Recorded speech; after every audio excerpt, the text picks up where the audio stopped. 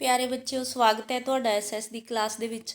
ਤੇ ਅੱਜ ਆਪਾਂ ਕਰਾਂਗੇ ਜਿਹੜਾ ਤੁਹਾਡਾ ਫਸਟ ਟਰਮ ਦਾ ਐਗਜ਼ਾਮ ਹੋਣਾ ਨਵੰਬਰ ਦੇ ਵਿੱਚ, ਹਾਫ ਈਅਰਲੀ, ਜਿਹਦੇ ਵਿੱਚੋਂ ਤੁਹਾਡੇ ਫਾਈਨਲ ਦੇ ਵਿੱਚ 50% ਮਾਰਕਸ ਐਡ ਹੋਣੇ ਆ। ਉਹਦੇ ਵਿੱਚੋਂ ਪੁੱਤ ਜਿਹੜਾ ਆਪਣਾ ਨਾਗਰਿਕ ਸ਼ਾਸਤਰ ਭਾਗ ਹੈ ਉਹਦਾ ਫਸਟ ਲੈਸਨ ਆ। ਉਹਦੇ ਵਿੱਚ ਤੁਹਾਨੂੰ 3 ਲੈਸਨ ਆਉਣਗੇ ਤੇ ਉਹਦਾ ਜਿਹੜਾ ਫਸਟ ਚੈਪਟਰ ਹੈ ਨਾਗਰਿਕ ਸ਼ਾਸਤਰ ਦਾ ਉਹ ਹੈਗਾ 10ਵਾਂ, ਭਾਰਤੀ ਸੰਵਿਧਾਨ ਦੀਆਂ ਵਿਸ਼ੇਸ਼ਤਾਵਾਂ। ਇਹ ਵਾਲੇ ਟੌਪਿਕ ਦੇ ਜਿੰਨੇ ਵੀ MCQs ਬਣਦੇ ਆ ਅੱਜ ਦੀ ਇਸ ਵੀਡੀਓ ਦੇ ਵਿੱਚ ਆਪਾਂ ਸਾਰੇ ਕਵਰ ਕਰਾਂਗੇ। ਇੱਕ ਵਾਰ ਜੇ ਤੁਸੀਂ ਇਹ ਵੀਡੀਓ ਨੂੰ ਵੇਖ ਲਵੋਗੇ ਤੇ ਸਾਰੇ ਕੁਐਸਚਨ ਹੈ ਜਿਹੜੇ ਉਹਨਾਂ ਨੂੰ ਧਿਆਨ ਨਾਲ ਸਮਝ ਲਵੋਗੇ ਤਾਂ ਇਸ ਲੈਸਨ ਦੇ ਵਿੱਚੋਂ ਜਿੰਨੇ ਵੀ ਤੁਹਾਨੂੰ ਕੁਐਸਚਨ ਆਉਣਗੇ ਪੇਪਰ ਦੇ ਵਿੱਚ ਤੁਸੀਂ ਉਹਨਾਂ ਨੂੰ ਈਜ਼ੀਲੀ ਸੋਲਵ ਕਰ ਸਕੋਗੇ। ਤਾਂ ਆਪਾਂ ਸ਼ੁਰੂ ਕਰਦੇ ਹਾਂ। ਅੱਜ ਦਾ ਲੈਸਨ ਹੈ ਜਿਹੜਾ ਆਪਣਾ ਭਾਰਤੀ ਸੰਵਿਧਾਨ ਦੀਆਂ ਵਿਸ਼ੇਸ਼ਤਾਵਾਂ। ਫਸਟ ਹੈ ਬੇਟਾ ਕੁਐਸਚਨ, ਉਹ ਮੌਲਿਕ ਕਾਨੂੰਨੀ ਦਸਤਾਵੇਜ਼ ਜਿਸ ਦੇ ਅਨੁਸਾਰ ਦੇਸ਼ ਦੀ ਸਰਕਾਰ ਦਾ ਸੰਚਾਲਨ ਕੀਤਾ ਜਾਂਦਾ ਹੈ ਉਹਨੂੰ ਕੀ ਕਿਹਾ ਜਾਂਦਾ? ਕੋਈ ਵੀ ਸਰਕਾਰ ਜਿਹਦੇ ਅਕੋਰਡਿੰਗ ਚੱਲਦੀ ਹੈ, ਸੰਵਿਧਾਨ ਜਿਹੜਾ ਬੇਟਾ ਆਪਣਾ ਲਿਖਿਆ ਹੋਇਆ ਸੰਵਿਧਾਨ ਆ, ਲਿਖਤੀ ਸੰਵਿਧਾਨ ਹੈ, ਕਿਸੇ ਵੀ ਦੇਸ਼ ਦੀ ਸਰਕਾਰ ਹੈ ਜਿਹੜੀ ਉਹਦੇ ਅਕੋਰਡਿੰਗ ਹੀ ਚੱਲਦੀ ਹੈ। ਇਹਦੇ ਵਿੱਚ ਕਾਨੂੰਨ ਲਿਖੇ ਹੁੰਦੇ ਨੇ, ਧਾਰਾਵਾਂ ਲਿਖੀਆਂ ਹੁੰਦੀਆਂ ਨੇ ਜਿਹਦੇ ਅਕੋਰਡਿੰਗ ਸਾਰਾ ਸ਼ਾਸਨ ਚਲਾਇਆ ਜਾਂਦਾ। ਤਾਂ ਫਸਟ ਦਾ ਆਨਸਰ ਕੀ ਆਏਗਾ? ਉਹ ਕਿਹੜਾ ਕਾਨੂੰਨੀ ਦਸਤਾਵੇਜ਼ ਹੈ ਉਹਨੂੰ ਕੀ ਕਿਹਾ ਜਾਂਦਾ? ਸੰਵਿਧਾਨ ਕਿਹਾ ਜਾਂਦਾ, ਜਿਹਦੇ ਅਕੋਰਡਿੰਗ ਦੇਸ਼ ਦੀ ਸਰਕਾਰ ਆ ਜਿਹੜਾ ਉਹ ਸ਼ਾਸਨ ਕਰਦੀ ਹੈ। ਸੈਕਿੰਡ ਕੁਐਸਚਨ ਹੈ ਬੇਟਾ, ਭਾਰਤ ਦਾ ਸੰਵਿਧਾਨ ਹੈ ਜਿਹੜਾ ਉਹ ਕਦੋਂ ਬਣਨਾ ਸ਼ੁਰੂ ਹੋਇਆ ਸੀ? ਇੱਥੇ ਜਿਹੜੀ ਕਾਫੀ ਜ਼ਿਆਦਾ ਕਨਫਿਊਜ਼ਨ ਹੁੰਦੀ ਹੈ ਤੁਹਾਨੂੰ, ਇਹ 3 ਕੁਐਸਚਨ ਇੱਕੋ ਨਾਲ ਦੇ ਹੁੰਦੇ ਆ। ਕਦੋਂ ਬਣਨਾ ਸ਼ੁਰੂ ਹੋਇਆ, ਕਦੋਂ ਪਾਸ ਹੋਇਆ ਤੇ ਕਦੋਂ ਲਾਗੂ ਹੋਇਆ? ਤਾਂ ਫਸਟ ਜਿਹੜਾ ਕੁਐਸਚਨ ਹੈ, ਬਣਨਾ ਕਦੋਂ ਸ਼ੁਰੂ ਹੋਇਆ ਸੀ? 9 ਦਸੰਬਰ 1946 ਨੂੰ ਬਣਨਾ ਸ਼ੁਰੂ ਹੋਇਆ ਸੀ ਤੇ ਉਸ ਤੋਂ ਬਾਅਦ 2 ਸਾਲ 11 ਮਹੀਨੇ ਤੇ 18 ਦਿਨ ਦੇ ਵਿੱਚ ਜਿਹੜਾ ਸੰਵਿਧਾਨ ਸੀ ਉਹ ਕੰਪਲੀਟ ਹੋਇਆ ਸੀ ਤੇ 26 ਨਵੰਬਰ 1949 ਨੂੰ ਸੰਵਿਧਾਨ ਸੀ ਜਿਹੜਾ ਸੰਵਿਧਾਨ ਸਭਾ ਦੁਆਰਾ ਪਾਸ ਹੋ ਗਿਆ ਸੀ। ਨੈਕਸਟ ਕੁਐਸਚਨ ਹੈ ਜਿਹੜਾ 46 ਦੇ ਵਿੱਚ ਬਣਨਾ ਸ਼ੁਰੂ ਹੋਇਆ ਸੀ, ਠੀਕ ਹੈ ਪੁੱਤ, ਤੇ 26 ਨਵੰਬਰ 1949 ਦੇ ਵਿੱਚ ਸੰਵਿਧਾਨ ਸਭਾ ਦੁਆਰਾ ਪਾਸ ਕੀਤਾ ਗਿਆ ਸੀ, 26 ਨਵੰਬਰ 1949 ਦੇ ਵਿੱਚ। ਤੇ ਥਰਡ ਕੁਐਸਚਨ ਹੈ ਬੇਟਾ, ਭਾਰਤੀ ਸੰਵਿਧਾਨ ਸਾਰੇ ਦੇਸ਼ ਦੇ ਵਿੱਚ ਲਾਗੂ ਕਦੋਂ ਕੀਤਾ ਗਿਆ ਸੀ? ਲਾਗੂ ਜਿਹੜਾ ਕੀਤਾ ਗਿਆ ਸੀ 26 ਜਨਵਰੀ 1950 ਨੂੰ, ਜਦੋਂ ਆਪਾਂ ਜਨਵਰੀ ਦੇ ਵਿੱਚ ਜਿਹੜਾ ਗਣਤੰਤਰ ਦਿਵਸ ਮਨਾਉਂਦੇ ਹਾਂ ਉਦੋਂ ਸੰਵਿਧਾਨ ਲਾਗੂ ਕੀਤਾ ਗਿਆ ਸੀ। ਤਾਂ ਇਹ ਤਿੰਨੋਂ ਕੁਐਸਚਨ ਆ ਜਿਹੜੇ ਤੁਸੀਂ ਪਹਿਲਾਂ ਉਹਨਾਂ ਨੂੰ ਧਿਆਨ ਨਾਲ ਪੜ੍ਹਨਾ, ਵੀ ਪੁੱਛਿਆ ਕੀ ਗਿਆ ਫਿਰ ਆਨਸਰ ਦੇਣਾ। ਹੋ ਸਕਦਾ ਕਈ ਵਾਰ ਤਿੰਨੋਂ ਹੀ ਆਪਸ਼ਨਸ ਨੇ ਜਿਹੜੀਆਂ ਇਕੱਠੀਆਂ ਪਈਆਂ ਹੋਣ, 9 ਦਸੰਬਰ 46, 26 ਨਵੰਬਰ 1949 ਤੇ ਉਸ ਤੋਂ ਬਾਅਦ 26 ਜਨਵਰੀ 1950। ਤਾਂ ਜੇ ਤੁਹਾਡਾ ਕੁਐਸਚਨ ਧਿਆਨ ਨਾਲ ਪੜ੍ਹਿਆ ਹੋਏਗਾ ਤਾਂ ਹੀ ਤੁਸੀਂ ਉਹਨੂੰ ਸੋਲਵ ਕਰ ਸਕੋਗੇ। ਬਣਿਆ ਸੀ 46 ਦੇ ਵਿੱਚ, ਪਾਸ ਹੋਇਆ 49 ਦੇ ਵਿੱਚ ਤੇ ਲਾਗੂ ਹੋਇਆ 1950 ਦੇ ਵਿੱਚ। ਨੈਕਸਟ ਹੈ ਬੇਟਾ, ਭਾਰਤੀ ਸੰਵਿਧਾਨ ਦੀ ਪ੍ਰਸਤਾਵਨਾ ਜਿਹੜੀ ਉਹ ਕਿਹੜੇ ਸ਼ਬਦਾਂ ਨਾਲ ਸ਼ੁਰੂ ਹੁੰਦੀ ਹੈ? ਸੰਵਿਧਾਨ ਦੀ ਪ੍ਰਸਤਾਵਨਾ ਜਿਹੜਾ ਸੰਵਿਧਾਨ ਦੀ ਆਤਮਾ ਮੰਨੀ ਗਈ ਹੈ। ਕੋਈ ਵੀ ਬੁੱਕ ਹੁੰਦੀ ਹੈ ਜਿਹੜੀ ਉਹਦਾ ਅਗਲਾ ਜਿਹੜਾ ਮੁੱਖ ਬੰਦ ਹੁੰਦਾ ਹੈ ਉਹਦੇ ਵਿੱਚ ਹੀ ਸਾਰੀ ਕਿਤਾਬ ਦਾ ਜਿਹੜਾ ਨਿਚੋੜ ਹੁੰਦਾ ਬੇਟਾ। ਤੇ ਉਸੇ ਤਰ੍ਹਾਂ ਸੰਵਿਧਾਨ ਦੀ ਪ੍ਰਸਤਾਵਨਾ ਦੇ ਵਿੱਚ ਸੰਵਿਧਾਨ ਦਾ ਸਾਰਾ ਨਿਚੋੜ ਕੱਢਿਆ ਹੋਇਆ।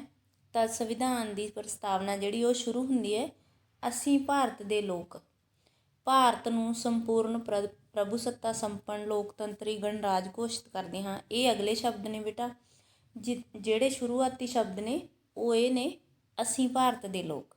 ਇਹਦਾ ਸਹੀ ਆਨਸਰ ਹੈ ਅਸੀਂ ਭਾਰਤ ਦੇ ਲੋਕ। ਨੈਕਸਟ ਹੈ ਬੇਟਾ, ਜਦੋਂ ਭਾਰਤ ਅੰਦਰੂਨੀ ਅਤੇ ਬਾਹਰੀ ਮਾਮਲਿਆਂ ਦੇ ਸੰਬੰਧੀ ਦੂਜੇ ਰਾਜਾਂ ਦੇ ਕੰਟਰੋਲ ਤੋਂ ਮੁਕਤ ਹੈ ਤੇ ਆਪਣੇ ਦੇਸ਼ ਤੇ ਵਿਦੇਸ਼ੀ ਨੀਤੀ ਦੇ ਨਿਰਮਾਣ ਵਿੱਚ ਵੀ ਉਹ ਸਰਬ ਸਮਰੱਥ ਹੈ, ਤਾਂ ਇਹ ਕਿਹੜਾ ਦੇਸ਼ ਅਖਵਾਏਗਾ? ਆਪਦੇ ਦੇਸ਼ ਦੇ ਵਿੱਚ ਕੋਈ ਵੀ ਮਸਲਾ ਹੈ ਉਹ ਆਪਣੇ ਆਪ ਸੁਲਝਾ ਲੈਂਦਾ ਹੈ। ਬਾਹਰਲੇ ਦੇਸ਼ ਨਾਲ ਕੋਈ ਮਸਲਾ ਹੈ ਉਹਦਾ, ਤਾਂ ਉਹ ਵੀ ਉਹਦੇ ਵਿੱਚ ਉਹ ਆਪਦੀ ਸੁਤੰਤਰਤਾ ਨਾਲ ਫੈਸਲਾ ਲੈ ਸਕਦਾ, ਕਿਸੇ ਵੀ ਬਾਹਰਲੇ ਦੇਸ਼ ਦੇ ਕੰਟਰੋਲ ਤੋਂ ਮੁਕਤ ਹੈ।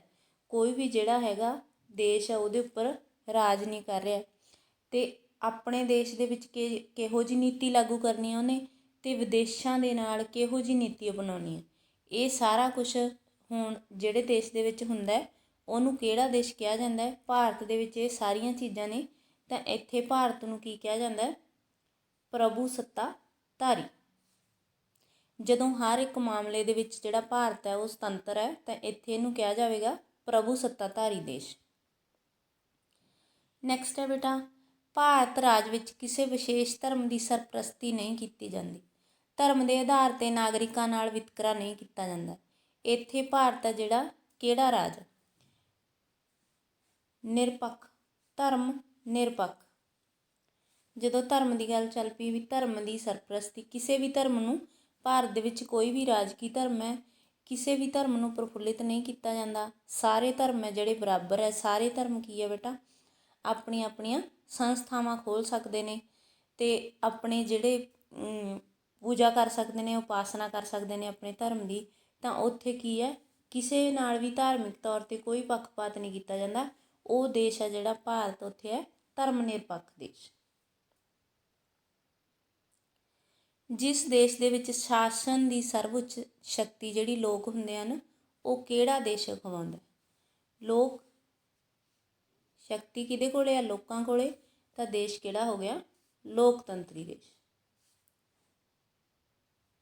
ਨੈਕਸਟ ਹੈ ਬੇਟਾ, ਭਾਰਤ ਦਾ ਮੁਖੀ ਰਾਸ਼ਟਰਪਤੀ ਹੈ ਜਿਹੜਾ ਜਨਤਾ ਦੇ ਪ੍ਰਤੀਨਿਧੀਆਂ ਦੁਆਰਾ ਨਿਸ਼ਚਿਤ ਸਮੇਂ ਲਈ ਚੁਣਿਆ ਜਾਂਦਾ। ਤਾਂ ਇੱਥੇ ਭਾਰਤ ਹੈ ਜਿਹੜਾ ਕਿਹੜਾ ਰਾਜ ਅਖਵਾਉਂਦਾ? ਤਾਂ ਇੱਥੇ ਭਾਰਤ ਨੂੰ ਗਣਰਾਜ ਕਿਹਾ ਜਾਂਦਾ। ਕਈ ਵਾਰ ਕੁਐਸਚਨ ਉਲਟ ਵੀ ਪਾਇਆ ਜਾਂਦਾ, ਭਾਰਤ ਜਿਹੜਾ ਉਹਨੂੰ ਗਣਰਾਜ ਕਿਉਂ ਕਿਹਾ ਜਾਂਦਾ? ਤਾਂ ਜਿਹੜਾ ਗਣਰਾਜ ਤੋਂ ਭਾਵ ਹੈ ਜਿਹੜਾ ਰਾਸ਼ਟਰਪਤੀ ਹੈ ਉਹ ਜਨਤਾ ਦੇ ਪ੍ਰਤੀਨਿਧ ਚੁਣਦੇ ਨੇ। ਜਨਤਾ ਪਹਿਲਾਂ ਆਪਣੇ ਲੋਕ ਸਭਾ ਮੈਂਬਰ ਚੁਣਦੀ ਹੈ, ਉਸ ਤੋਂ ਬਾਅਦ ਉਹੀ ਮੈਂਬਰ ਅੱਗੇ ਰਾਸ਼ਟਰਪਤੀ ਚੁਣਦੇ ਨੇ। ਉਹ ਜਨਤਾ ਦੇ ਪ੍ਰਤੀਨਿਧ ਹੁੰਦੇ ਨੇ। ਤਾਂ ਉਹ ਕਿਹੜਾ ਦੇਸ਼ ਹੁੰਦਾ? ਗਣਰਾਜ।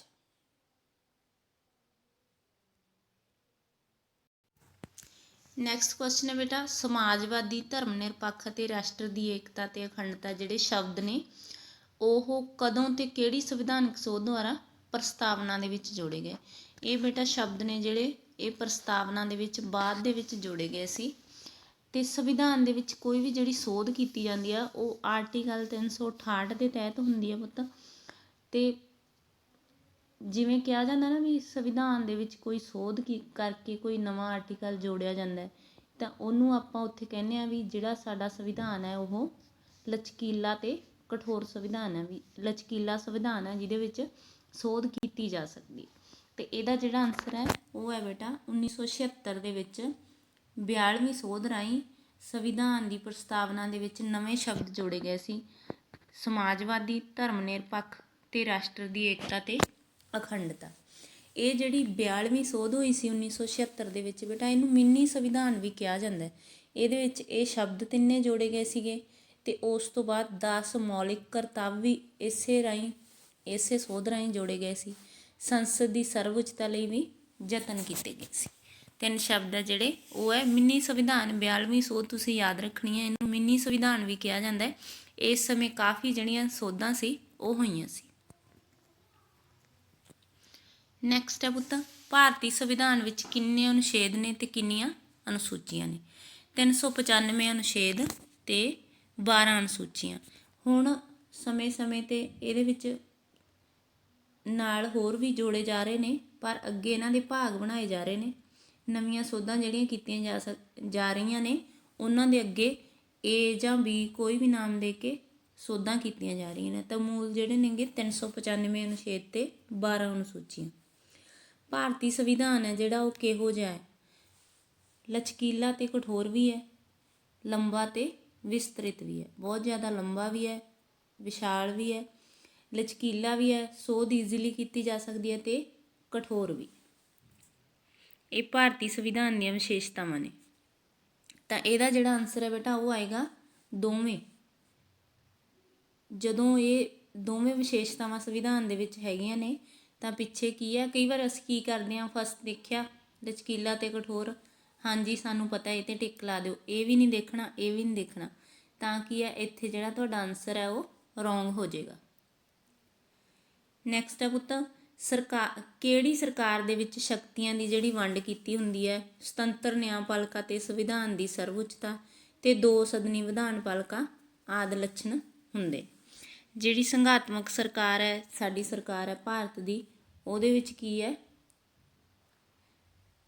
ਸ਼ਕਤੀਆਂ ਦੀ ਵੰਡ ਕੀਤੀ ਹੋਈ ਆ। ਰਾਜ, ਕੇਂਦਰ, ਉਸ ਤੋਂ ਅੱਗੇ ਰਾਜਾਂ ਦੇ ਵਿੱਚ ਸ਼ਕਤੀਆਂ ਦੀ ਵੰਡ ਕੀਤੀ ਹੋਈ ਹੈ।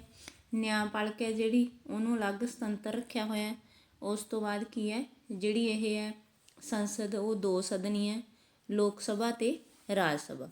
ਉਹਨੂੰ ਕੀ ਕਹਿੰਦੇ ਨੇ, ਸੰਘਾਤਮਕ ਸਰਕਾਰ। ਇਹਦਾ ਰਾਈਟ ਆਨਸਰ ਹੈ ਸੰਘਾਤਮਕ ਸਰਕਾਰ।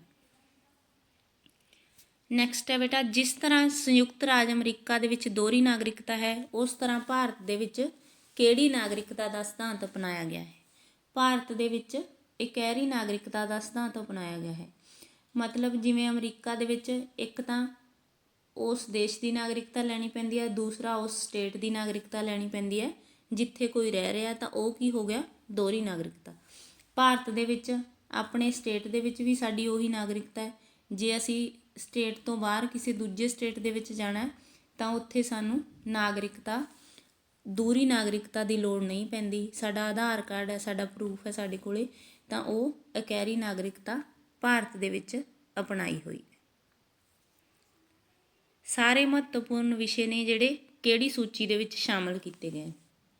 ਜਿਹੜੀ ਸਰਕਾਰ ਹੈ ਉਹ ਕੰਮ ਕਰਨ ਦੇ ਲਈ ਕਾਨੂੰਨ ਬਣਾਉਂਦੀ ਹੈ ਅਤੇ ਅੱਗੇ ਉਹਨਾਂ ਨੂੰ ਲਾਗੂ ਕਰਨ ਦੇ ਲਈ 3 ਵਿਸ਼ੇ ਬਣਾਏ ਹੋਏ ਨੇ। ਪਹਿਲਾ ਹੈਗਾ ਬੇਟਾ ਸੰਘ ਸੂਚੀ, ਸੈਕਿੰਡ ਹੈਗਾ ਰਾਜ ਸੂਚੀ, ਤੀਜਾ ਹੈਗਾ ਸਮਵਰਤੀ ਸੂਚੀ। 3 ਵਿਸ਼ੇ ਨੇ ਤੇ ਜਿਹੜੇ ਸਾਰੇ ਮਹੱਤਵਪੂਰਨ ਵਿਸ਼ੇ ਨੇ ਉਹ ਹੈਗੇ ਆ ਸੰਘ ਸੂਚੀ ਦੇ ਵਿੱਚ ਰੱਖੇ ਹੋਏ ਆ। ਸੰਘ ਸੂਚੀ, ਰਾਜ ਸੂਚੀ ਤੇ ਸਮਵਰਤੀ ਸੂਚੀ। ਕੋਈ ਵੀ ਕੰਮ ਕਰਨ ਲਈ, ਕਾਨੂੰਨ ਬਣਾਉਣ ਲਈ, ਉਹਨਾਂ ਨੂੰ ਲਾਗੂ ਕਰਨ ਲਈ, ਲਾਗੂ ਕਰਨ ਵਾਲੇ ਜਿਹੜੇ ਵਿਸ਼ੇ ਨੇ ਸਾਰੇ, ਜਿਨ੍ਹਾਂ ਦੇ ਉੱਤੇ ਸਰਕਾਰ ਹੈ ਜਿਹੜਾ ਲੋਕ ਭਲਾਈ ਦੇ ਲਈ ਕੰਮ ਕਰਦੀ ਹੈ, 3 ਵਿਸ਼ੇ ਹੁੰਦੇ ਆ। ਉਹਦੇ ਵਿੱਚੋਂ ਸਭ ਤੋਂ ਜਿਹੜੇ ਇੰਪੋਰਟੈਂਟ ਵਿਸ਼ੇ ਨੇ ਉਹ ਸੰਘ ਸੂਚੀ ਦੇ ਵਿੱਚ ਰੱਖੇ ਹੁੰਦੇ। ਨਿਆਂਪਾਲਿਕਾ ਕਿਹੜੇ ਅਧਿਕਾਰ ਰਾਹੀਂ ਸੰਸਦ ਜਾਂ ਰਾਜਾਂ ਦੇ ਵਿਧਾਨ ਮੰਡਲ ਦੁਆਰਾ ਪਾਸ ਕੀਤੇ ਕਿਸੇ ਵੀ ਕਾਨੂੰਨ ਨੂੰ ਗੈਰ ਸੰਵਿਧਾਨਕ ਘੋਸ਼ਿਤ ਕਰਕੇ ਰੱਦ ਕਰ ਸਕਦੀ? ਨਿਆਂਪਾਲਿਕਾ ਦੇ ਕੋਲੇ ਨੂੰ ਇੱਕ ਅਧਿਕਾਰ ਮਿਲਿਆ ਹੋਇਆ, ਨਿਆਂਇਕ ਪੁਨਰ ਨਿਰੀਖਣ ਦਾ ਅਧਿਕਾਰ। ਸੰਸਦ ਨੇ ਜਿਹੜੇ ਕੋਈ ਕਾਨੂੰਨ ਪਾਸ ਕੀਤੇ ਹੁੰਦੇ ਨੇ, ਜੇ ਉਹ ਸੰਵਿਧਾਨ ਦੇ ਅਕੋਰਡਿੰਗ ਨਹੀਂ ਹੁੰਦੇ ਤਾਂ ਉਹਨਾਂ ਨੂੰ ਕੀ ਕਰ ਸਕਦੀ ਹੈ, ਨਿਆਂਇਕ ਪੁਨਰ ਨਿਰੀਖਣ ਕਰਦੀ ਹੈ ਉਹਨਾਂ ਦਾ, ਰਿਟ ਵਗੈਰਾ ਲਾ ਕੇ। ਤਾਂ ਉਸ ਤੋਂ ਬਾਅਦ ਕੀ ਹੈ, ਉਹਨਾਂ ਨੂੰ ਗੈਰ ਕਾਨੂੰਨੀ ਘੋਸ਼ਿਤ ਕਰ ਦਿੰਦੀ ਹੈ, ਗੈਰ ਸੰਵਿਧਾਨਕ ਘੋਸ਼ਿਤ ਕਰਕੇ ਉਹਨਾਂ ਨੂੰ ਰੱਦ ਕਰ ਸਕਦੀ ਹੈ। ਇਹ ਨਿਆਂਪਾਲਿਕਾ ਦਾ ਜਿਹੜਾ ਅਧਿਕਾਰ ਹੈ ਉਹਨੂੰ ਕਿਹਾ ਜਾਂਦਾ ਹੈ ਨਿਆਂਇਕ ਪੁਨਰ ਨਿਰੀਖਣ। ਨੈਕਸਟ ਹੈ ਬੇਟਾ, ਸੰਸਦੀ ਸਰਕਾਰ ਦਾ ਨਮੂਨਾ ਜਿਹੜਾ ਭਾਰਤ ਨੇ ਉਹ ਕਿਹੜੇ ਦੇਸ਼ ਤੋਂ ਗ੍ਰਹਿਣ ਕੀਤਾ? ਭਾਰਤ ਨੇ ਜਿਹੜਾ ਸੰਵਿਧਾਨ ਬਣਾਇਆ, ਸੰਵਿਧਾਨ ਦੇ ਜਿਹੜੇ ਸਾਰੇ ਅਲੱਗ-ਅਲੱਗ ਵਿਸ਼ੇ ਨੇਗੇ ਉਹ ਵੱਖ-ਵੱਖ ਦੇਸ਼ਾਂ ਤੋਂ ਲਏ ਹੋਏ ਨੇ। ਇਸ ਲਈ ਜਿਹੜਾ ਸੰਸਦੀ ਸਰਕਾਰ ਦਾ ਨਮੂਨਾ ਹੈ ਉਹ ਭਾਰਤ ਨੇ ਇੰਗਲੈਂਡ ਦੇ ਸੰਵਿਧਾਨ ਤੋਂ ਲਿਆ ਹੋਇਆ। ਨੈਕਸਟ ਹੈ ਪੁੱਤ, ਨੀਤੀ ਦੇ ਨਿਰਦੇਸ਼ਕ ਸਿਧਾਂਤ ਸੰਵਿਧਾਨ ਦੇ ਕਿਹੜੇ ਅਧਿਆਏ ਦੇ ਵਿੱਚ ਦਰਜ ਕੀਤੇ ਗਏ ਹਨ? ਤੀਜੇ ਦੇ ਅਧਿਆਏ ਦੇ ਵਿੱਚ ਮੌਲਿਕ ਅਧਿਕਾਰ ਨੇ ਤੇ ਚੌਥੇ ਅਧਿਆਏ ਦੇ ਵਿੱਚ ਨੀਤੀ ਦੇ ਨਿਰਦੇਸ਼ਕ ਸਿਧਾਂਤ ਨੇ। ਜਿਹੜੇ ਸਾਨੂੰ ਅਧਿਕਾਰ ਮਿਲੇ ਹੋਏ ਨੇ ਉਹਨਾਂ ਨੂੰ ਅਸੀਂ, ਸਾਡਾ ਫਰਜ਼ ਬਣਦਾ ਵੀ ਉਹਨਾਂ ਨੂੰ ਅਸੀਂ ਲਾਗੂ ਕਰਾਈਏ। ਜੇ ਕਿਤੇ ਸਾਡੇ ਅਧਿਕਾਰਾਂ ਦੀ ਉਲੰਘਣਾ ਹੋ ਰਹੀ ਹੈ ਤਾਂ ਅਸੀਂ ਉਹਦੇ ਵਿਰੁੱਧ, ਇਸ ਅਧਿਕਾਰ ਦੇ ਤਹਿਤ ਅਸੀਂ ਕੋਰਟ ਦੇ ਵਿੱਚ ਜਾ ਸਕਦੇ ਹਾਂ। ਤਾਂ ਇਹ ਜਿਹੜੇ ਨੀਤੀ ਦੇ ਨਿਰਦੇਸ਼ਕ ਸਿਧਾਂਤ ਨੇ ਉਹ ਸੰਵਿਧਾਨ ਦੇ ਚੌਥੇ ਅਧਿਆਏ ਦੇ ਵਿੱਚ ਦਰਜ ਨੇ। ਭਾਰਤੀ ਨਾਗਰਿਕਾਂ ਦੇ ਮੌਲਿਕ ਕਰਤੱਵ ਕਿਹੜੀ ਸੰਵਿਧਾਨਕ ਸੋਧ ਰਾਹੀਂ ਸੰਵਿਧਾਨ ਦੇ ਵਿੱਚ ਜੋੜੇ ਗਏ? ਤਾਂ ਇਹਦਾ ਬੇਟਾ ਆਨਸਰ ਹੈ 42ਵੀਂ ਸੰਵਿਧਾਨਕ ਸੋਧ ਰਾਹੀਂ। ਜਿਹੜੀਆਂ ਵੱਧ ਤੋਂ ਵੱਧ ਜਿਹੜੀਆਂ ਅਮੈਂਡਮੈਂਟਸ ਹੋਈਆਂ ਸੀ ਉਹ 42ਵੀਂ ਸੋਧ ਦੇ ਰਾਹੀਂ ਹੋਈਆਂ ਸੀ 1976 ਦੇ ਵਿੱਚ। ਨੈਕਸਟ ਹੈ ਪੁੱਤ, ਭਾਰਤੀ ਸੰਵਿਧਾਨ ਅਧੀਨ ਰਾਸ਼ਟਰਪਤੀ ਨੂੰ ਕਿੰਨੇ ਪ੍ਰਕਾਰ ਦੀਆਂ ਸੰਕਟਕਾਲੀਨ ਸ਼ਕਤੀਆਂ ਸੌਂਪੀਆਂ ਗਈਆਂ ਹਨ? ਤਾਂ ਇੱਥੇ ਹੈਗਾ ਰਾਸ਼ਟਰਪਤੀ ਨੂੰ 3 ਪ੍ਰਕਾਰ ਦੀਆਂ ਸੰਕਟਕਾਲੀਨ ਸ਼ਕਤੀਆਂ ਸੌਂਪੀਆਂ ਗਈਆਂ ਨੇ। ਹੇਠ ਲਿਖਿਆਂ ਵਿੱਚੋਂ ਰਾਸ਼ਟਰਪਤੀ ਨੂੰ ਕਿਹੜੀਆਂ ਸੰਕਟਕਾਲੀਨ ਸ਼ਕਤੀਆਂ ਸੌਂਪੀਆਂ ਗਈਆਂ ਨੇ? ਉਹ ਕਿਹੜੀਆਂ-ਕਿਹੜੀਆਂ ਸ਼ਕਤੀਆਂ ਨੇ? ਰਾਸ਼ਟਰੀ ਸੰਕਟਕਾਲੀਨ ਸ਼ਕਤੀਆਂ, ਰਾਜ ਦਾ ਸੰਵਿਧਾਨਿਕ ਸੰਕਟ ਤੇ ਵਿੱਤੀ ਸੰਕਟ। ਇਹਨਾਂ ਤਿੰਨਾਂ ਦੇ ਵਿੱਚੋਂ ਜਦੋਂ ਵੀ ਕੋਈ ਅੜਚਨ ਆਉਂਦੀ ਹੈ ਤਾਂ ਉਦੋਂ ਕੀ ਹੈ, ਰਾਸ਼ਟਰਪਤੀ ਕੋਲੇ ਅਧਿਕਾਰ ਹੁੰਦਾ, ਉਹ ਆਪਣੇ ਹਿਸਾਬ ਨਾਲ ਇਹ ਸ਼ਕਤੀਆਂ ਜਿਹੜੀਆਂ ਕੰਟਰੋਲ ਕਰ ਲੈਂਦਾ, ਜਾਂ ਫਿਰ ਉਸ ਟਾਈਮ ਕੀ ਕੀਤਾ ਜਾਂਦਾ, ਰਾਸ਼ਟਰਪਤੀ ਰਾਜ ਲਾਗੂ ਕਰ ਦਿੱਤਾ ਜਾਂਦਾ। ਤਾਂ ਇਹਦਾ ਜਿਹੜਾ ਆਨਸਰ ਹੈ ਬੇਟਾ ਆਏਗਾ ਸਾਰੇ। ਭਾਰਤੀ ਸੰਵਿਧਾਨ ਦੇ ਕਿਸ ਅਨੁਛੇਦ ਵਿੱਚ ਨਾਗਰਿਕਾਂ ਦੇ ਮੌਲਿਕ ਅਧਿਕਾਰ ਦਰਜ ਹਨ? ਸੰਵਿਧਾਨ ਦੇ 3 ਅਧਿਆਏ ਦੇ ਵਿੱਚ ਤੇ ਅਨੁਛੇਦ 14 ਤੋਂ 32 ਤੱਕ ਨੇ ਜਿਹੜੇ ਉਹ ਮੌਲਿਕ ਅਧਿਕਾਰ ਦਰਜ ਨੇ, ਅਨੁਛੇਦ 14 ਤੋਂ 32 ਤੱਕ। ਕਿਸੇ ਵੀ ਜਗ੍ਹਾ 'ਤੇ ਜੇਕਰ ਕਿਸੇ ਵਿਅਕਤੀ ਨਾਲ ਧਰਮ, ਜਾਤ, ਲਿੰਗ, ਨਸਲ ਆਦਿ ਦੇ ਆਧਾਰ 'ਤੇ ਵਿਤਕਰਾ ਕੀਤਾ ਜਾ ਰਿਹਾ ਹੈ ਤਾਂ ਇਹ ਉਹਦੇ ਕਿਹੜੇ ਮੌਲਿਕ ਅਧਿਕਾਰ ਦੀ ਉਲੰਘਣਾ ਹੋ ਰਹੀ ਹੈ? ਤਾਂ ਇੱਥੇ ਤੁਹਾਨੂੰ ਪਤਾ ਹੀ ਹੈ ਕਿ ਸਾਰੇ ਸਮਾਨ ਨੇ, ਤਾਂ ਉਹਦਾ ਕਿਹੜਾ ਅਧਿਕਾਰ ਖੋਇਆ ਜਾ ਰਿਹਾ? ਸਮਾਨਤਾ ਦਾ ਅਧਿਕਾਰ, ਕਿ ਉਹਦਾ ਧਰਮ ਹੋਰ ਹੈ, ਉਹਨੂੰ ਇਕੱਠ 'ਚ ਸ਼ਾਮਲ ਨਹੀਂ ਹੋਣ ਦਿੱਤਾ ਜਾਂਦਾ, ਉਹਦੀ ਜਾਤ ਹੋਰ ਹੈ ਜਾਂ ਉਹ ਮਰਦ ਹੈ ਜਾਂ ਔਰਤ ਹੈ, ਹੋਰ ਨਸਲ ਦਾ ਹੈ, ਤਾਂ ਉੱਥੇ ਕੀ ਹੈ, ਉਹਦੇ ਸਮਾਨਤਾ ਦੇ ਅਧਿਕਾਰ ਦੀ ਉਲੰਘਣਾ ਹੋ ਰਹੀ ਹੈ। ਸੰਵਿਧਾਨ ਦੇ ਕਿਸ ਅਨੁਛੇਦ ਅਧੀਨ ਨਾਗਰਿਕਾਂ ਨੂੰ ਵੱਖ-ਵੱਖ ਤਰ੍ਹਾਂ ਦੀਆਂ ਜਿਹੜੀਆਂ ਸੁਤੰਤਰਤਾਵਾਂ ਨੇ ਉਹ ਪ੍ਰਦਾਨ ਕੀਤੀਆਂ ਗਈਆਂ? ਸੰਵਿਧਾਨ ਦੇ ਅਨੁਛੇਦ 19 ਦੇ ਅਧੀਨ ਨਾਗਰਿਕਾਂ ਨੂੰ ਵੱਖ-ਵੱਖ ਜਿਹੜੀਆਂ ਆਜ਼ਾਦੀਆਂ ਨੇ ਉਹ ਦਿੱਤੀਆਂ ਗਈਆਂ। 14 ਸਾਲ ਤੋਂ ਘੱਟ ਉਮਰ ਦੇ ਬੱਚੇ ਜੇਕਰ ਕਿਸੇ ਕਾਰਖਾਨੇ ਦੇ ਵਿੱਚ ਉਹਨੂੰ ਅਜਿਹੇ ਕੰਮ 'ਤੇ ਲਾਇਆ ਜਾਵੇ ਜਿੱਥੇ ਉਸ ਦਾ ਸਰੀਰਕ ਵਿਕਾਸ ਰੁਕ ਜਾਵੇ ਤਾਂ ਉਸ ਦੇ ਕਿਹੜੇ ਮੌਲਿਕ ਅਧਿਕਾਰ ਦੀ ਉਲੰਘਣਾ ਹੋ ਰਹੀ ਹੋਵੇਗੀ? ਤਾਂ ਉੱਥੇ ਉਸ ਬੱਚੇ ਦਾ ਸ਼ੋਸ਼ਣ ਹੋ ਰਿਹਾ ਹੋਵੇਗਾ, ਤਾਂ ਉਹਦਾ ਕਿਹੜਾ ਅਧਿਕਾਰ ਦੀ ਉਲੰਘਣਾ ਹੋ ਰਹੀ ਹੈ? ਸ਼ੋਸ਼ਣ ਵਿਰੁੱਧ ਅਧਿਕਾਰ। ਨੈਕਸਟ ਹੈ ਬੇਟਾ, ਹਰੇਕ ਨਾਗਰਿਕ ਨੂੰ ਕੋਈ ਵੀ ਧਰਮ ਅਪਣਾਉਣ ਤੇ ਉਸ ਦਾ ਪ੍ਰਚਾਰ ਕਰਨ ਦੀ ਖੁੱਲ੍ਹ ਕਿਹੜੇ ਮੌਲਿਕ ਅਧਿਕਾਰ ਰਾਹੀਂ ਮਿਲਦੀ ਹੈ? ਕਿਸੇ ਵੀ ਧਰਮ ਨੂੰ ਕੋਈ ਵੀ ਅਪਣਾ ਸਕਦਾ ਹੈ, ਉਹਦਾ ਪ੍ਰਚਾਰ ਕਰ ਸਕਦਾ ਹੈ, ਉਪਾਸਨਾ ਕਰ ਸਕਦਾ ਹੈ। ਘੱਟ ਗਿਣਤੀ ਨੇ ਜਿਹੜੇ ਆਪਣੇ ਧਰਮ ਦੀਆਂ ਵਿਦਿਅਕ ਸੰਸਥਾਵਾਂ ਖੋਲ੍ਹ ਸਕਦੇ ਨੇ। ਇਹ ਸਾਰਾ ਕੁਝ ਮਿਲਦਾ ਉਹਨੂੰ ਧਾਰਮਿਕ ਸੁਤੰਤਰਤਾ ਦੇ ਅਧਿਕਾਰ ਦੇ ਤਹਿਤ। ਨੈਕਸਟ ਹੈ ਬੇਟਾ, ਧਰਮ ਦੇ ਆਧਾਰ 'ਤੇ ਘੱਟ ਗਿਣਤੀ ਵਰਗ ਨੇ ਜਿਹੜੇ ਆਪਣੀ ਇੱਛਾ ਅਨੁਸਾਰ ਕਿਸ ਮੌਲਿਕ ਅਧਿਕਾਰ ਅਧੀਨ ਆਪਣੀਆਂ ਵਿਦਿਅਕ ਸੰਸਥਾਵਾਂ ਨੇ ਜਿਹੜੀਆਂ ਉਹ ਸਥਾਪਿਤ ਕਰ ਸਕਦੇ ਨੇ? ਵਿਦਿਅਕ ਤੇ ਸੱਭਿਆਚਾਰਕ ਅਧਿਕਾਰ। ਭਾਰਤੀ ਸੰਵਿਧਾਨ ਅਧੀਨ ਨਾਗਰਿਕਾਂ ਦੇ ਅਧਿਕਾਰਾਂ ਦੇ ਵਿਰੁੱਧ ਕੀਤੇ ਰਾਜ ਦੇ ਕੰਮਾਂ ਨੂੰ ਅਦਾਲਤ ਦੇ ਵਿੱਚ ਚੁਣੌਤੀ ਕਿਸ ਮੌਲਿਕ ਅਧਿਕਾਰ ਦੁਆਰਾ ਦਿੱਤੀ ਜਾ ਸਕਦੀ ਹੈ? ਜੇਕਰ ਨਾਗਰਿਕਾਂ ਦੇ ਅਧਿਕਾਰ ਖੋਏ ਜਾ ਰਹੇ ਨੇ ਜਾਂ ਉਹਨਾਂ ਦੀ ਉਲੰਘਣਾ ਹੋ ਰਹੀ ਹੈ ਤਾਂ ਨਾਗਰਿਕ ਨੇ ਜਿਹੜੇ ਸੰਵਿਧਾਨਕ ਉਪਚਾਰਾਂ ਦੇ ਅਧਿਕਾਰ ਦੇ ਤਹਿਤ ਅਦਾਲਤ ਦੇ ਵਿੱਚ ਜਾ ਸਕਦੇ। ਭਾਰਤੀ ਸੰਵਿਧਾਨ ਦੇ ਵਿੱਚ ਦਰਜ ਨੀਤੀ ਦੇ ਨਿਰਦੇਸ਼ਕ ਸਿਧਾਂਤ ਕਿਹੜੇ ਦੇਸ਼ ਦੇ ਸੰਵਿਧਾਨ ਤੋਂ ਲਏ ਗਏ ਨੇ? ਇਹ ਸਿਧਾਂਤ ਨੇ ਜਿਹੜੇ ਆਇਰਲੈਂਡ ਦੇ ਸੰਵਿਧਾਨ ਤੋਂ ਲਏ ਗਏ ਨੇ। ਰਾਜ ਦੀ ਨੀਤੀ ਦੇ ਨਿਰਦੇਸ਼ਕ ਸਿਧਾਂਤ ਅਨੁਸਾਰ ਰਾਜ ਨੂੰ ਆਦੇਸ਼ ਦਿੱਤਾ ਗਿਆ ਹੈ ਕਿ ਅਜਿਹੇ ਸਮਾਜ ਦੀ ਸਥਾਪਨਾ ਕੀਤੀ ਜਾਵੇ ਜਿਸ ਦਾ ਉਦੇਸ਼ ਜਨਤਕ ਭਲਾਈ ਹੋਵੇ। ਕਿਹੜਾ ਨਿਰਦੇਸ਼ਕ ਸਿਧਾਂਤ ਹੈ? ਇਹਨੂੰ ਕੀ ਕਿਹਾ ਜਾਂਦਾ? ਜਿੱਥੇ ਸਮਾਜ ਦੀ ਭਲਾਈ ਦੀ ਗੱਲ ਹੋ ਰਹੀ ਹੈ, ਸਮਾਜ ਦੀ ਭਲਾਈ ਦੀ ਗੱਲ ਹੋ ਰਹੀ ਹੈ ਤਾਂ ਉੱਥੇ ਕੀ ਆ ਜਾਏਗਾ ਬੇਟਾ? ਸਮਾਜਵਾਦੀ ਸਿਧਾਂਤ। ਰਾਜ ਨੂੰ ਪਿੰਡਾਂ ਵਿੱਚ ਪੰਚਾਇਤਾਂ ਸਥਾਪਿਤ ਕਰਨ, ਨਿੱਜੀ ਸਹਿਕਾਰੀ ਘਰੇਲੂ ਉਦਯੋਗ ਲਾਉਣ, ਅਨੁਸੂਚਿਤ ਜਾਤੀਆਂ ਤੇ ਪਛੜੀਆਂ ਸ਼੍ਰੇਣੀਆਂ ਨੂੰ ਲੁੱਟ ਖਸੁੱਟ ਤੋਂ ਬਚਾਉਣ ਦਾ ਆਦੇਸ਼ ਨੀਤੀ ਦੇ ਕਿਹੜੇ ਨਿਰਦੇਸ਼ਕ ਸਿਧਾਂਤ ਦੇ ਵਿੱਚ ਦਿੱਤਾ ਗਿਆ? ਉੱਥੇ ਕਿਹੜਾ ਸਿਧਾਂਤ ਆਜੂ? ਜਿੱਥੇ ਪੰਚਾਇਤਾਂ ਦੀ ਗੱਲ ਹੋ ਰਹੀ ਹੈ ਬੇਟਾ ਉੱਥੇ ਆਏਗਾ ਗਾਂਧੀਵਾਦੀ ਸਿਧਾਂਤ। ਨੈਕਸਟ ਹੈ, ਰਾਜ ਨੂੰ ਜੰਗਲੀ ਜੀਵਾਂ, ਵਾਤਾਵਰਣ ਤੇ ਇਤਿਹਾਸਕ ਸਥਾਨਾਂ ਦੀ ਰੱਖਿਆ ਦਾ ਆਦੇਸ਼ ਨੀਤੀ ਦੇ ਕਿਹੜੇ ਨਿਰਦੇਸ਼ਕ ਸਿਧਾਂਤ ਰਾਹੀਂ ਦਿੱਤਾ ਗਿਆ? ਤਾਂ ਇਹ ਹੈ ਬੇਟਾ ਉਦਾਰਵਾਦੀ ਸਿਧਾਂਤ। ਇੱਥੇ ਉਦਾਰਵਾਦ ਗੱਲ ਹੋ ਰਹੀ ਹੈ, ਹਰ ਇੱਕ ਚੀਜ਼ ਦੀ ਰੱਖਿਆ ਕਰਨੀ। ਤੇ ਜਿਹੜੇ ਇਹ ਲੈਸਨ ਹੈ ਇਹਦੇ ਵਿੱਚ 3 ਸਿਧਾਂਤ ਵੀ ਦਿੱਤੇ ਗਏ ਨੇ, ਸਮਾਜਵਾਦੀ, ਗਾਂਧੀਵਾਦੀ ਤੇ ਉਦਾਰਵਾਦੀ। ਉਦਾਰਵਾਦੀ ਦੇ ਵਿੱਚ ਕੀ ਹੈ? ਸਮਾਜਵਾਦੀ ਦੇ ਵਿੱਚ ਹੈ ਬੇਟਾ ਸਮਾਜ ਦੀ ਭਲਾਈ, ਉਦਾਰਵਾਦੀ ਦੇ ਵਿੱਚ ਵਾਤਾਵਰਨ, ਹਰ ਇੱਕ ਚੀਜ਼ ਦੀ ਦੇਖਭਾਲ ਕਰਨਾ, ਉਹਦੀ ਰੱਖਿਆ ਕਰਨਾ, ਤੇ ਗਾਂਧੀਵਾਦੀ ਸਿਧਾਂਤ ਦੇ ਵਿੱਚ ਹੈਗਾ ਪੰਚਾਇਤਾਂ ਸਥਾਪਿਤ ਕਰਨਾ, ਨਿੱਜੀ ਸਹਿਕਾਰੀ ਘਰੇਲੂ ਉਦਯੋਗ ਲਾਉਣਾ। ਇਹ ਸੀ ਬੇਟਾ ਆਪਣਾ ਅੱਜ ਦਾ ਲੈਸਨ, ਤੇ ਅਗਲੀ ਵੀਡੀਓ ਐਗਜ਼ਾਮ ਤੋਂ ਪਹਿਲਾਂ ਲੈ ਆਵਾਂਗੇ ਆਪਾਂ।